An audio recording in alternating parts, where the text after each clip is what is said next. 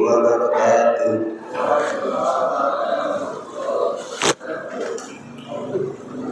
Alhamdulillahirabbil alamin wa bihi nasta'in wa ala umuri dunya waddin wa ala alihi wa sahbihi ajma'in, amma ba'du. Allahumma salli ala sayyidina Muhammad wa ala ali sayyidina Muhammad. Para hadirin jamaah subuh rahimakumullah.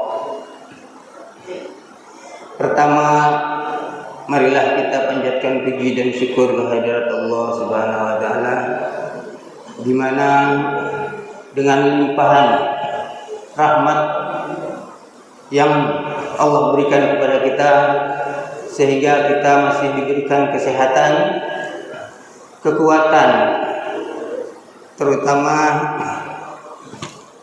di mana yang kita rasakan pada pagi hari ini. Tidak semua umat Islam yang bisa mendapat kenikmatan dari Allah bisa istiqomah untuk bisa datang ke masjid. Masih banyak saudara-saudara kita yang hanya bisa melaksanakan sholat di masjid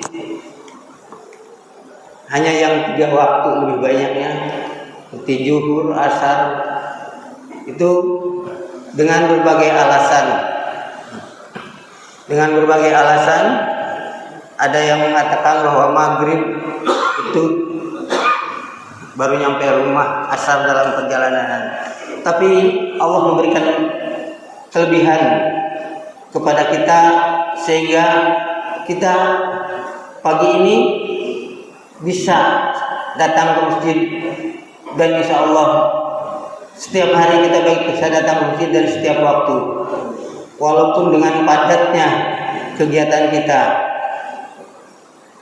Salawat dan salam semoga dilimpahkan kepada junjungan kita Nabi besar Muhammad sallallahu alaihi wasallam. Hadirin rahimakumullah, pada saat ini, pada kali ini, insya Allah saya akan memberikan sedikit ilmu pengetahuan saya yang saya miliki, yaitu mengenai kuantitas dan kualitas rezeki berdasarkan perspektif Islam. Kalau kita bicara masalah rezeki, itu secara umum kita akan mengatakan rezeki adalah sesuatu yang diberikan Allah kepada kita berbentuk materi. Itu secara umumnya akan mengatakan bahwa rezeki itu sesuatu yang kita terima dari Allah yang berbentuk materi, bisa dihitung. Padahal bukan hanya itu, ada juga rezeki-rezeki yang kita tidak bisa menghitung. Ya, sini seperti kita diberikan sama Allah anak, itu bisa dihitung memang, tapi kita nggak tahu berapa hitungannya. Ya, tapi kalau rezeki yang selalu kita terima seperti orang yang kerja, itu dapat rezeki gaji, itu mungkin bisa dihitung. Ya, setiap bulan kita dapat sekian, dan kita berusaha juga sudah dapat menghitung, walaupun kadang hitungan itu tidak selalu seperti apa yang kita harapkan. Ya, itu yang berbentuk materi. Ada yang tidak berbentuk materi seperti kesehatan, terus waktu yang luang, ketenangan hati, itu juga termasuk rezeki. Rezeki itu yang tidak bisa kita hitung. Dan inilah rezeki yang harus selalu kita syukuri. Harus selalu kita syukuri dan kita manfaatkan dengan sebesar-besarnya. Selanjutnya, rezeki itu secara umum seperti dalam surat Hud ayat 6, Allah berfirman, Bismillahirrahmanirrahim, wa ma min dabatin fil ardi illa 'alallahi rizquha. Dan tidak ada suatu makhluk melata pun di bumi ini melainkan Allah telah memberikan rezekinya. Ayat ini menegaskan bahwa Allah menjamin setiap makhluknya dengan memberikan rezekinya masing-masing. Sebagaimana kita mendapatkannya dapat kita gunakan untuk apa aja yang kita butuhkan, untuk apa aja yang kita perlukan. Rezeki yang kita terima sebetulnya tidak perlu diukur dengan jumlah atau dengan volume. Karena apa? Jika kita punya keimanan, kita punya keyakinan bahwa setiap orang, setiap makhluk Allah, jangankan orang, setiap makhluk Allah, mereka mempunyai rezeki masing-masing. Kita contohkan saja seperti cecak. Kalau secara akal manusia, rezeki cecak itu makannya dari mana? Sementara yang dimakan cecak itu apa sih? Yang dimakan cecak itu yang terbang, yang sangat luas. Sementara cecak langkahnya hanya sebatas nempel di dinding, tidak bisa ngejar kemana-mana. Tapi Allah memang sudah memberikan rezeki kepada kita, kepada makhluknya. Dan Allah Maha Adil. Semua makhluknya Allah janjikan akan mendapatkan rezeki. Buktinya yang saya contohkan tadi, cecak. Cecak dia Allah berikan jalan. Dengan apa? Dia merayap tanpa ketahuan. Nyamuk yang terbang pun Allah memberikan kepada cecak itu lidah yang panjang, sehingga nyamuk yang terbang dia dengan menjulurkan lidahnya maka akan terperangkap dengan lidah cecak itu, sehingga dia tetap bisa makan, sehingga dia bisa tetap tumbuh dan hidup.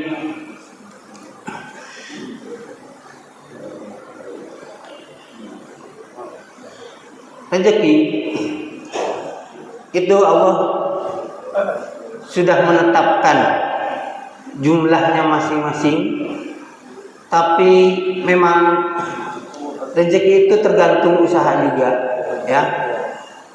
Allah akan melapangkan rezeki kepada yang Dia kehendaki, tapi bukan berarti Allah tidak memberikan rezeki. Tadi sudah disebutkan bahwa semua makhluk Allah akan diberikan rezeki oleh Allah. Tapi Allah juga akan memberikan rezeki itu kepada yang dikehendaki. Maksudnya apa yang dikehendaki? Ya, seperti dalam seperti dalam Al-Quran disebutkan, Inna rabbaka yabsutur rizqa liman yasha wa yaqdir. Innahu kana bi'ibadihi khabiran basira. Sesungguhnya Tuhanmu melapangkan rezeki kepada siapa yang Dia kehendaki dan menyempitkannya. Sesungguhnya Dia Maha mengetahui lagi Maha melihat kepada hamba-hambanya. Di sini disebutkan bahwa Allah melapangkan rezeki dan menyempitkan rezekinya. Bukan berarti Allah tidak memberikan rezeki, tapi Allah tetap memberikan rezeki. Hanya di sini yang perlu kita lakukan adalah usaha. Siapa yang usahanya giat, insya Allah rezekinya akan banyak. Siapa yang usahanya malas-malas, itu sudah dipastikan rezekinya sempit. Nah, di sini Allah menyebutkan kepada siapa saja yang Dia kehendaki dan menyempitkan kepada siapa, melapangkan dan menyempitkan kepada siapa saja yang dikehendaki. Di sini dijelaskan bahwa Allah melapangkan dan menyempitkan itu kepada siapa yang Dia kehendaki. Siapapun yang dikehendaki. Kita sudah berusaha, tapi memang kadang-kadang Allah sudah menentukan rezeki kita. Tapi jangan putus, karena rezeki itu tidak selalu harus dirasakan dengan banyaknya atau sedikitnya. Karena rezeki tidak hanya berbentuk materi tadi disebutkan. Contohnya saja banyak orang yang rezekinya pas-pasan, tapi Allah berikan kepada orang tersebut kenikmatan lain, yaitu kebahagiaan. Allah juga memberikan rezeki kepada yang Dia kehendaki rezekinya banyak, dia kaya, tapi Allah tidak memberikan rezeki kesehatan. Banyak di antara saudara kita yang masih muda, untuk sekarang apalagi, yang masih muda, dalam pemikiran dia, saya masih sanggup mencari rezeki seperti apa. Dia masih sanggup mencari rezeki sebanyak mungkin. Setelah dia banyak, dengan bertambahnya umur, makin tua, makin banyak rezekinya karena makin bertumpuk. Tetapi dia tidak pernah mensyukuri apa yang dia dapati. Dia menggunakannya dengan sekehendak hati. Dia mungkin makan apa saja yang dia mau tanpa memikirkan kedepannya apa, kesehatan apa yang dia akan terima. Banyak di antara saudara kita yang mereka punya rezeki kecil, pas-pasan, tapi mereka sangat bahagia, sungguh sangat bahagia. Karena apa? Mereka tidak pernah berpikir besok. Mereka tidak pernah berpikir bahwa dengan rezeki itu akan menyebabkan dirinya tidak bahagia.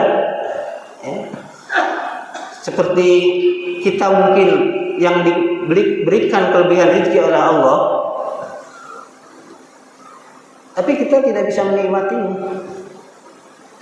Karena waktu mudanya kita berusaha sekeras apapun sehingga kita bertumpuk harta kita banyak,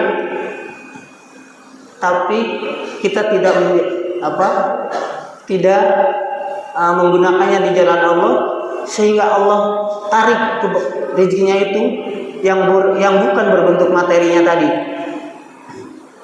Rezekinya Allah yang berbentuk materi Allah tambahkan, tapi rezeki yang tidak berbentuk materi Allah tarik.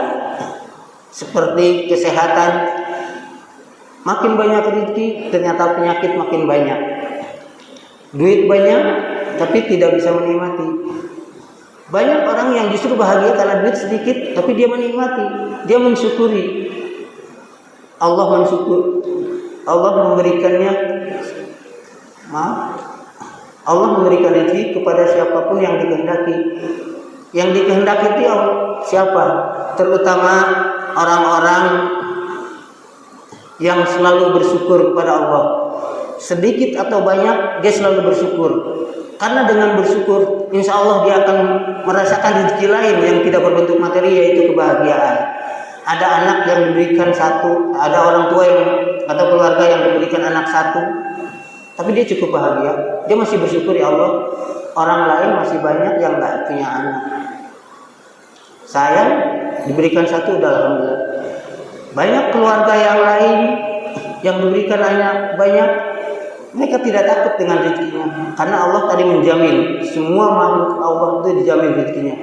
Masalah besar dan kecil kembalikan kepada diri kita sendiri. Sekeras apa kita berusaha, dan sekeras apa atau sebaik apa kita menggunakan. Karena semakin kita bersyukur, semakin kita menggunakan rezeki itu di jalan Allah dan berbagi kepada yang lain, insya Allah rezeki akan bertambah. Insya Allah rezeki akan makin banyak kita terima. Ya.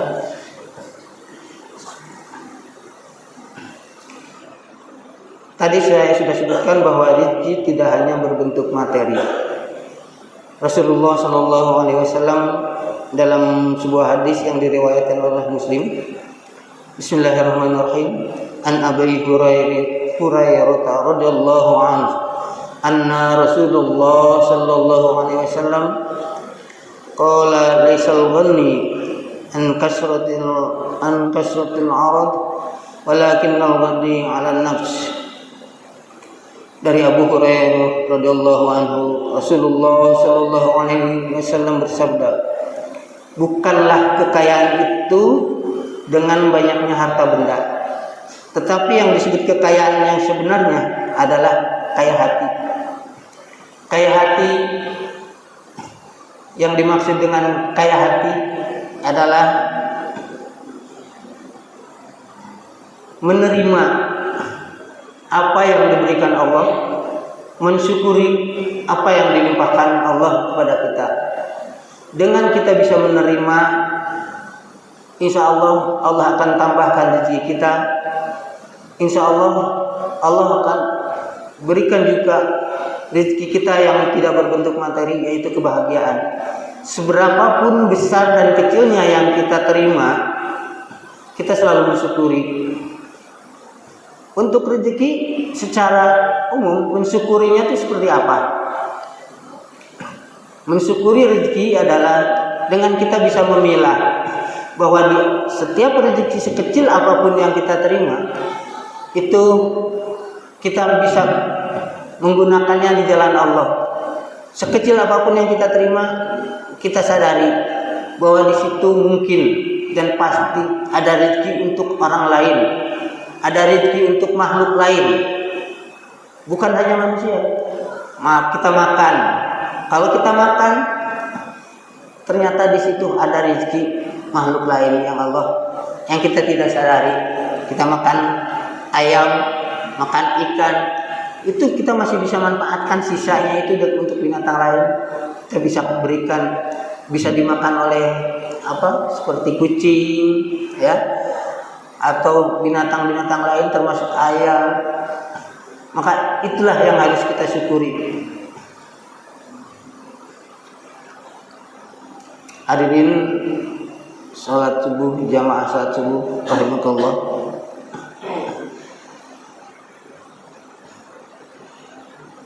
Untuk selanjutnya, bersyukur menambah rezeki. Dalam surat Ibrahim ayat 7, Allah berfirman, wa iz ta'azzana rabbukum la in syakartum la azidannakum wa la in kafartum inna 'adzabi lasyadid.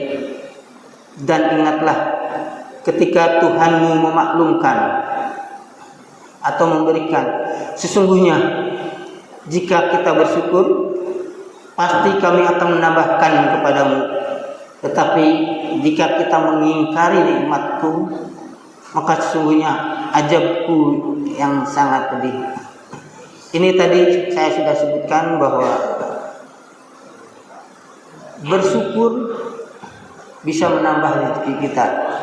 Bersyukur dengan apa yang kita terima dari Allah, sekecil apapun, maka Allah berjanji dalam surat Ibrahim ini bahwa Allah akan menambahkan rezeki kita.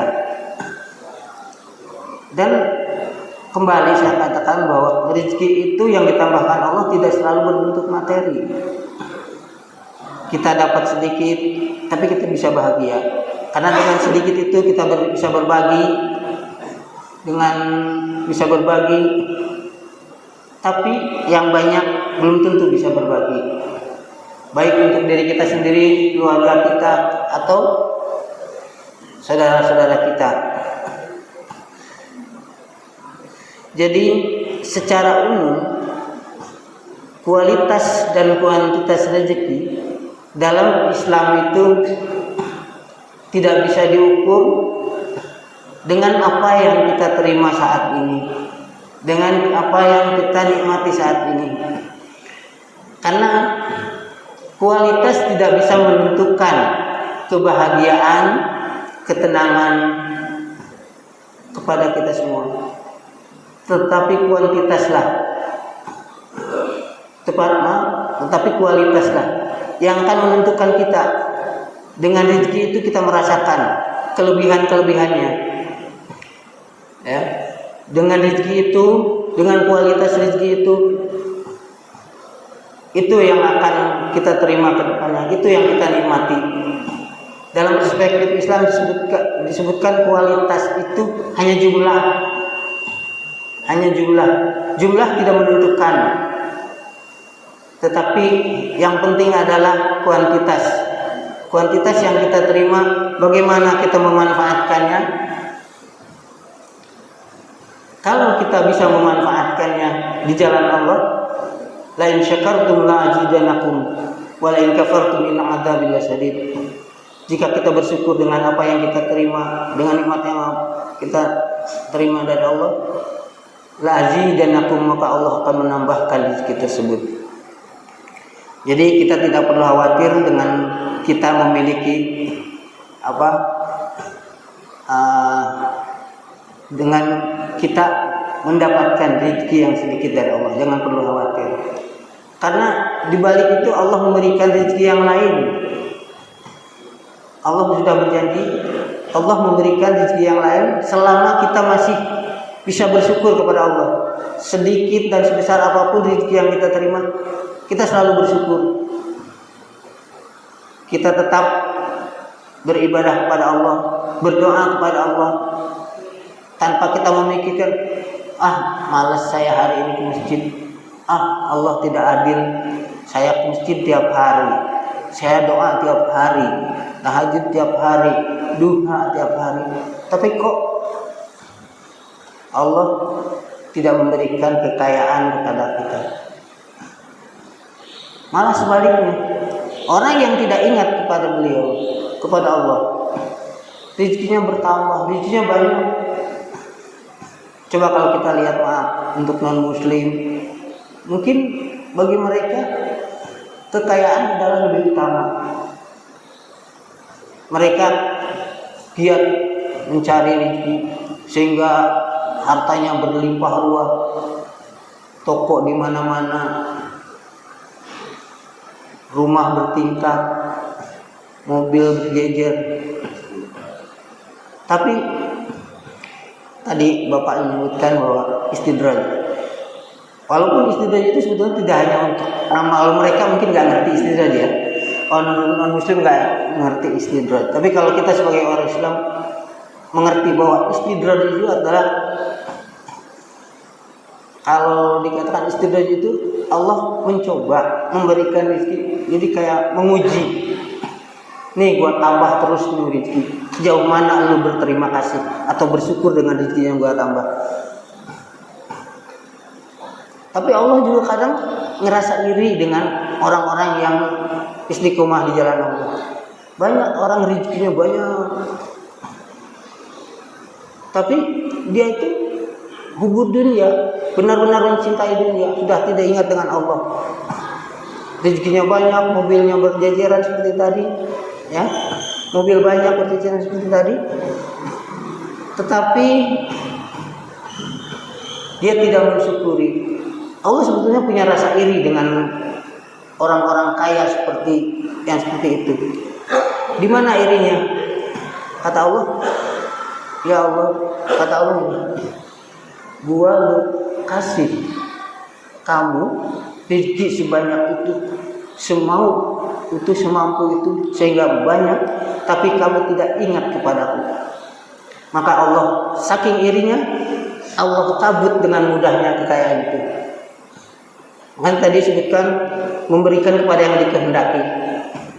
Allah kadang ada yang tidak kehendaki. Sebenarnya bukan berarti tidak ingin, maaf. Allah cabut harta itu karena Allah merasa syirik. Kenapa lu cintanya sama harta, gak cinta sama gua?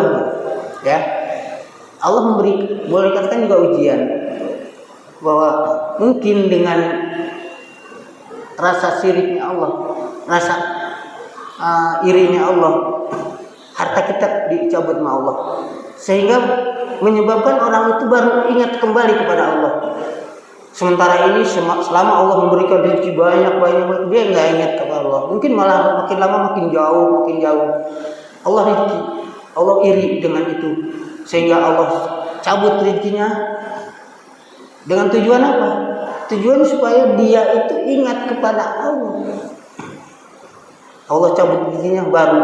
Semua orang yakin, kita yakin bahwa semua orang yang rika, jika rezekinya disempitkan oleh Allah, disempitkan oleh Allah, baru dia ingat sama Allah. Biasanya tidak pernah istighfar, biasanya tidak pernah sholat, biasanya tidak pernah zakat. Setelah Allah cabut rezekinya baru dia, ya Allah, kenapa saya jadi begini? Kenapa saya jadi tidak punya apa-apa? Ya. Padahal Allah itu menghendaki dia itu kembali kepada Allah, ingat kepada Allah, sehingga Allah menguji dengan cara itu, dengan cara mencabut rezekinya tersebut, baru dia ingat kembali kepada Allah.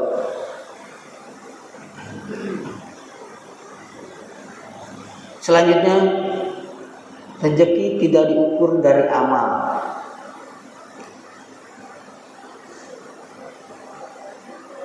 Rasulullah Shallallahu Alaihi Wasallam bersabda, qala Rasulullah Shallallahu Alaihi Wasallam, inna ruhal kudus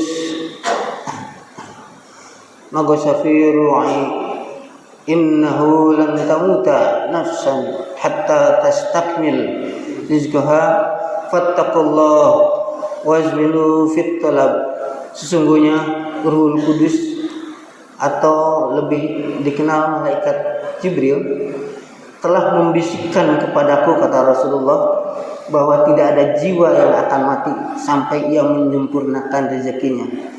Maka bertakwalah kepada Allah dan carilah rezeki dengan cara yang baik. Di sini mengandung makna bahwa rezeki sudah ditetapkan, tapi cara memperolehnya tetap harus dengan cara yang halal dan baik. Rezeki setiap orang sudah ditetapkan oleh Allah, tinggal tergantung kita cara mencarinya. Sekeras apa kita mencarinya, seikhlas apa kita mencarinya, ya? Apakah rezeki dicari dengan cara halal atau haram? Karena Allah tetap akan memberikan rezeki. Sekecil apapun usaha kita, Allah akan memberikan rezeki. Tapi Allah tidak pernah melihat ini orang tuh beramal soleh kepadaku. Artinya dia pernah beramal soleh enggak? Allah tidak pernah berpikir seperti itu. Allah tetap memberikan rezeki kepada siapa saja yang berusaha, tanpa Allah memilah-milah. Ini orang nggak beriman kepada aku, ini orang nggak pernah bersyukur kepada aku, ini nggak pernah bersedekah. Tapi Allah tetap memberikan rezeki selama orang itu kerja, selama orang itu berusaha mencari. Apakah dengan cara mencari yang secara halal aja yang Allah berikan? Tidak. Dengan cara haram pun Allah tetap memberikan. Dengan cara maling itu tetap rezeki mereka. Ya, ada dengan cara maling, ada yang cara usaha jualan, merampok, tetap Allah berikan rezeki itu. Hanya otomatis kalau memang dengan cara halal tidak halal, itu tidak akan pernah mendatangkan kebahagiaan. Karena dalam mencari dengan cara memaksa, setelah dia dapat itu, yang ada di pikiran dia apa? Rezeki yang dia dapat saat itu dia habiskan. Besok berpikir lagi, gampang kok besok gua ngerampok lagi. Gampang kok besok gua maling lagi. Besok gua nipu lagi. Apakah Allah menutup? Tidak. Allah tetap akan memberikan. Lu ngerampok, kalau memang berhasil, silahkan berhasil. Allah menentukan. Dia mencuri, Allah berikan, tetap dia mencuri. Hanya kembali kepada kita yang insya Allah jemaah masjid Assalam selalu dilindungi oleh Allah dan selalu berusaha untuk mendapatkan rezeki yang halal, mendapatkan rezeki yang banyak dan berlimpah, serta mendapatkan berkah dari Allah Subhanahu wa Ta'ala.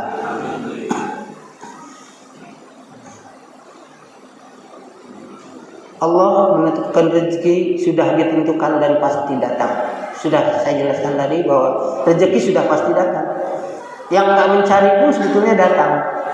Yang nggak mencari pun kita datang. Dia nggak pernah usaha, dia diam di rumah, tapi tetap rezekinya akan ada. Hanya mungkin volume dan materi yang berbeda. Kalau orang yang berusaha,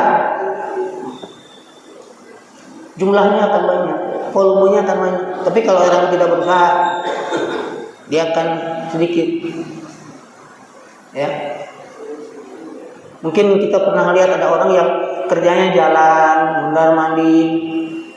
Dia tidak pernah berusaha, tidak pernah kelihatan mencari rezeki secara apa? Secara kerja atau dagang. Tapi kok dia masih bisa makan, dari mana? Gak usah takut, Allah tetap memberikan. Allah tetap memberikan. Apalagi yang memang berusaha. Allah tetap memberikan, yang tidak berusaha pun akan Allah berikan. Coba kita lihat orang-orang yang punya keterbatasan baik mental atau fisik.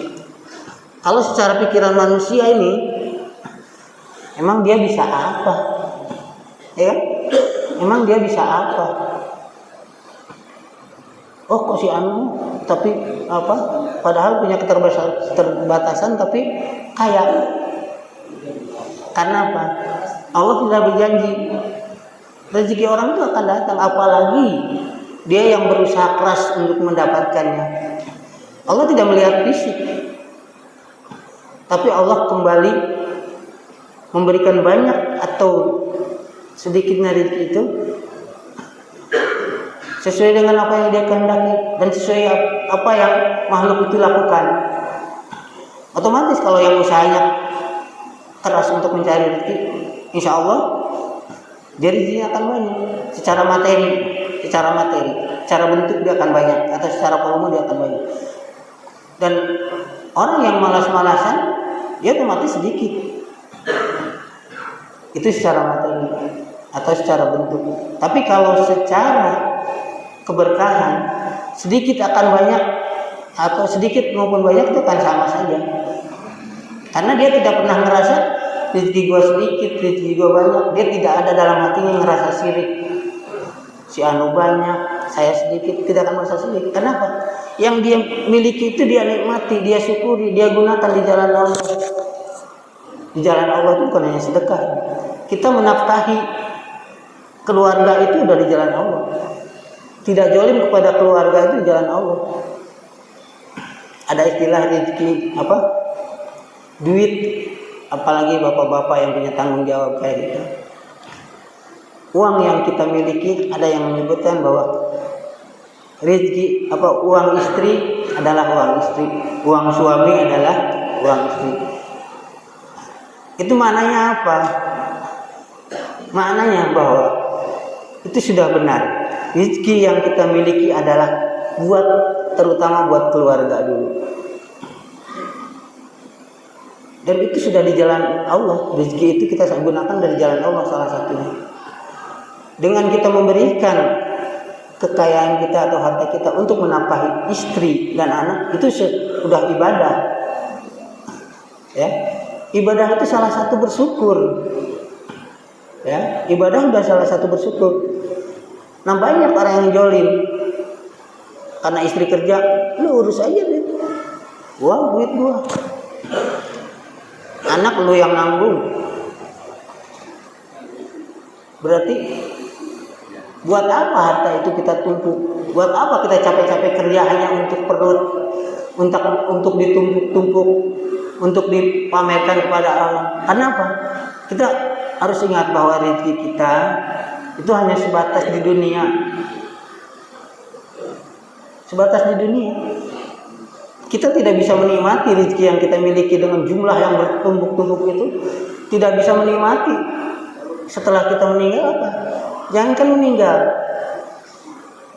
kebahagiaan kita dicabut aja sama Allah yang berbentuk kesehatan, itu kita sudah tidak bisa menikmati apa yang kita miliki sebanyak itu. Dulu mungkin kita masih muda, duit masih agak masih kita berusaha mencari duit. Kita mau beli sesuatu itu susah diukur. Kalau gua beli ini, ntar buat besok nggak ada. Ya, kita mau beli ini, mau makan enak, makan ini dihitung. Gua kalau makan ini duit gua cepet habis. Ya, tapi setelah tua berbalik. Gua banyak harta ini, banyak duit. Tapi kita tidak bisa menikmati karena apa? Gua mau makan daging, duit miliaran mau makan daging udah dilarang sama dokter. Kamu jangan makan ini ya, kamu jangan minum ini ya. Karena apa? Kalau kamu makan ini, jantung kamu akan bermasalah. Kalau kamu makan ini, asam urat, kolesterol naik. Otomatis kita, apa yang kita nikmati udah nggak ada. Mulai Allah cabut dalam diri kita. Makanya kita harus bersyukur kepada Allah. Sampai hari ini kita masih diberikan kesehatan. Sampai hari ini kita masih diberikan keberkahan rezeki. Dan kita masih bisa mensyukuri apa yang Allah berikan kepada kita. Kita masih bisa datang di sini untuk berjamaah subuh. Sementara saudara-saudara kita yang di rumah, yang tidak diberikan kebahagiaan, tidak diberikan keberkahan dari rezeki yang dia miliki, dia bangun subuh, sholat asal saja, melakukan kewajiban, udah selesai, pikiran hari ini gua harus dapat segini. Itu mereka tidak dapat kebahagiaan. Tapi kita masih bisa bahagia, nyantai. Karena apa? Kita masih bisa bersyukur. Ya, kita cari nanti aja. Setelah sholat, setelah ini, subuh ke masjid sebentar. Nggak usah perlu takut. Kalau saya datang jam segini, ntar rezeki saya nggak ada. Nggak usah takut. Justru kalau kita mensyukuri, kita dengan cara datang ke sini, kita dapat ilmu, Allah memberikan kebahagiaan secara tidak langsung pada diri kita. Itu yang kita rasakan. Dalam otak kita lebih tenang, nggak takut kehabisan, nggak takut kekurangan, karena Allah udah janjikan rezeki itu akan ada, akan datang, selalu ada. Ya, tadi disebutkan bahwa Allah merapangkan rezeki itu kepada siapa yang dikehendaki dan menyempitkannya. Yang dikehendaki oleh Allah itu siapa? Terutama adalah orang-orang yang selalu bersyukur, orang-orang yang selalu merasa cukup. Karena selama kita merasa tidak cukup, nafsu kita itu akan selalu pengen nambah. Kita tidak pernah berpikir bahwa kita besok mati, apa yang kita bawa? Miliaran pas mati, kain kapan? Miliaran tanah hanya 1x2 meter. Miliaran yang dibawa ke dalam apa? Kain kapan putih dan tanah 1x2 meter. Bahkan teman tetangga yang tadinya menyebut Bapak Anu, Jenderal Anu, setelah kita meninggal apa? Pertama kita sebelum dikuburkan akan disebut jasad, mayat. Udah nggak ada yang nyebut nama kita lagi Jenderal, ya, atau Pak Guru, Bu Guru, nggak ada yang nyebut lagi, nggak ada yang nyebut Ustadz. Pasti yang sebutnya apa? Mayat atau jenazah. Nah setelah kita dikubur berubah lagi namanya, berubah lagi jadi almarhum sebutnya, almarhum atau almarhumah. Adakah rezeki kita yang kita bawa ke dalam kubur? Nggak ada. Adakah berpengaruh dengan pandangan orang? Wah, Pak ini nih kaya nih. Nggak ada nyebut lagi, nggak bakal nyebut kaya. Karena kekayaannya itu udah bukan nama dia lagi nantinya. Istrinya yang dan anak yang menikmati, atau saudara yang menikmati. Kita yang punya gelar tinggi sudah kubur, disebutnya almarhum. Jangankan kekayaan, anak, istri, tetangga yang tadinya dekat sekali dengan kita udah mulai menjauh. Anak yang tiap hari bertemu, istri yang tiap hari bertemu, mau nggak mereka nemenin kita di kuburan? Ada yang mau? Nggak ada kan? Nggak ada mereka yang mau mendekati apa? Jangankan mendekati, menemani, mendekati kuburan aja nggak ada yang mau. Mungkin mereka dari awal setelah meninggal anak sama istrinya setiap minggu mungkin datang. Lama kelamaan mungkin setiap bulan, lama kelamaan hanya lebaran doang datang. dari nama kita udah hilang. Tetangga, teman aja dulu yang tadinya menyebutkan kita Ustadz Anu, Jenderal Anu, nggak ada lagi yang ingat dengan kita. Mungkin udah hanya seminggu ingat, 2 minggu, 3 minggu kesananya udah siapa ya? Ini kuburan siapa ya? Ya, artinya apa? Rezeki yang kita miliki, rezeki yang kita nikmati itu sama sekali tidak akan kita bisa bawa. Maka manfaatkan rezeki itu di jalan Allah. Kita tabung di jalan Allah. Ya, kita boleh pelit. Artinya apa? Pelit kepada orang yang memang harusnya dipeliti. Kita harus serakah untuk akhirat. Artinya apa? Kita punya rezeki banyak, kita harus serakah untuk di akhirat. Sebanyak apapun harta kita, kita sedekahkan ke miskin, kita bagikan kepada fakir miskin. Itu selain maknanya bahwa rezeki itu akan bertambah karena dengan cara itu. Dan itu juga kita bisa bawa ke kuburan, ke akhirat. Dibawanya bukan dalam bentuknya, dibawa dalam bentuk materi, dibawa dalam bentuk ibadah, amal ibadah, ya, amal soleh kita. Banyak orang yang hartanya banyak, tapi dia tidak bisa memanfaatkannya karena memang tidak berkah. Apalagi dengan cara mendapatkannya dengan jalan yang tidak halal. Ya, mudah-mudahan kita semua diberikan rezeki oleh Allah Subhanahu Wa Taala yang berlimpah, baik berbentuk materi maupun berbentuk non materi, kebahagiaan, ketenangan jiwa. Mudah-mudahan Allah memberikan rezeki kepada kita dengan hasil jerih payah kita yang halal. Mudah-mudahan kita semua selalu diberikan kesehatan sehingga kita masih bisa menafkahi diri kita, menafkahi keluarga, dan membantu orang-orang yang di sekeliling kita. Dan mudah-mudahan Allah memberikan kita kekuatan iman dan Islam, dan mudah-mudahan Allah selalu membimbing kita dan memberikan kekuatan selalu istiqomah di jalan Allah Subhanahu wa Ta'ala. Mungkin hanya itu yang dapat saya sampaikan. Kurang dan lebihnya mohon maaf bila ada kata-kata yang tidak berkenan. Billahi taufiq wal hidayah. Assalamualaikum warahmatullahi wabarakatuh.